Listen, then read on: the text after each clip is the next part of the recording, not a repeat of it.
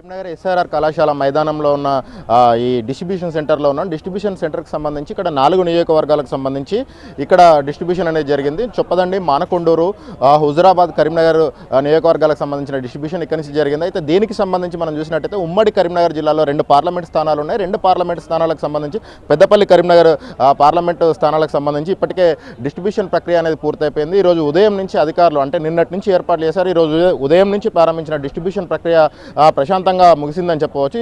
ఇప్పటికే ఈవీఎంలను అంటే పోలింగ్ సామాగ్రి ఏదైతుందో ఈవీఎంలు, వీవీప్యాట్లు, ఇతర పోలింగ్ సామాగ్రి ఏదైతుందో సామాగ్రిని అంతా తీసుకొని పోలింగ్ సిబ్బంది ఇప్పటికే పోలింగ్ కేంద్రాలకు చేరుకున్నారు. మనం విజువల్లో గమనిస్తూ ఉన్నాం. విజువల్లో ఉన్న వాళ్ళంతా సెక్టార్ ఆఫీసర్లు, వీళ్ళందరికీ ఒక దఫ శిక్షణ ఇక్కడ ఇస్తారు. అక్కడ వీళ్ళు ఇప్పటికే ఫీల్డ్కి వెళ్ళి వచ్చారు కాబట్టి అక్కడ ఏం జరిగింది, లోటుపాట్లు ఏ విధంగా ఉన్నాయి ఏంటి అనేది వీళ్ళందరితో తెలుసుకొని మళ్ళీ పోలింగ్కి సంబంధించి పోలింగ్కు మరికొద్ది గంటలే సమయం మిగిలిన నేపథ్యంలో అక్కడ కావాల్సిన ఏర్పాట్లు కానీ తీసుకోవాల్సిన జాగ్రత్తల అంశం పైన ఇక్కడ మరొకసారి సమావేశాన్ని అసిస్టెంట్ రిటర్నింగ్ ఆఫీసర్ ఆధ్వర్యంలో జరిగే అవకాశం ఉంది. అయితే దీనికి సంబంధించి మనం జిల్లాలోని 2 పార్లమెంటు స్థానాలకు సంబంధించి మనం కనుక చూసినట్టయితే కరీంనగర్ పార్లమెంటు స్థానంలో 17,97,150 ఓటర్లు ఉన్నారు.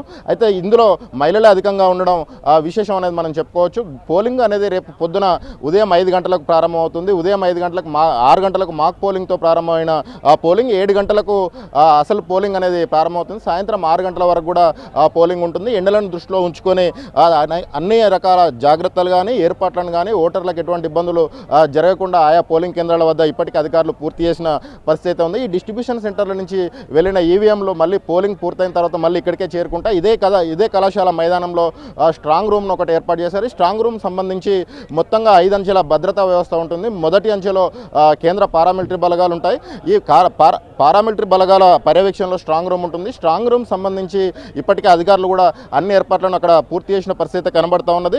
జిల్లాలో ఎక్కడ అవాంఛనీయ ఘటనలు జరగకుండా 288 సమస్యాత్మక పోలింగ్ కేంద్రాలను గుర్తించారు. 288 సమస్యాత్మక పోలింగ్ కేంద్రాలు ఏవైతున్నాయో అక్కడ కట్టుదిట్టమైన భద్రతా ఏర్పాట్లు అయితే చేశారు. మొత్తం 10,200 మంది పోలింగ్ సిబ్బంది, 2,500 మంది పోలీస్ సిబ్బందితోటి ఇప్పటికే ఇక్కడ అన్ని రకాల ఏర్పాట్లు అయితే చేసిన పరిస్థితి అయితే కనబడతా ఉన్నది. మనం ఇక్కడ విజువల్లో గమనిస్తా ఉన్నాం. వీళ్ళందరికీ మరికొద్దిసేపట్లో ఇక్కడ ట్రైనింగ్ అనేది ప్రారంభమవుతుంది. ఈ పోలింగ్ డిస్ట్రిబ్యూషన్కి సంబంధించి అయితే కరీంనగర్ నుంచి ఇది సమాచారం. మొత్తంగా మనం చూసినట్టయితే పెద్దపల్లికి కూడా ఏర్పాట్లు అనేది పూర్తయిపోయాయి. పెద్దపల్లి 2 జిల్లాల పరిధిలో విస్తరించి ఉంటుంది కాబట్టి అక్కడ కూడా ఇప్పటికే అధికారులు ఏర్పాట్లు పూర్తి చేశారు. మరింత సమాచారాన్ని మా ఖమ్మం ప్రతినిధి భూపాల్ అందిస్తారు.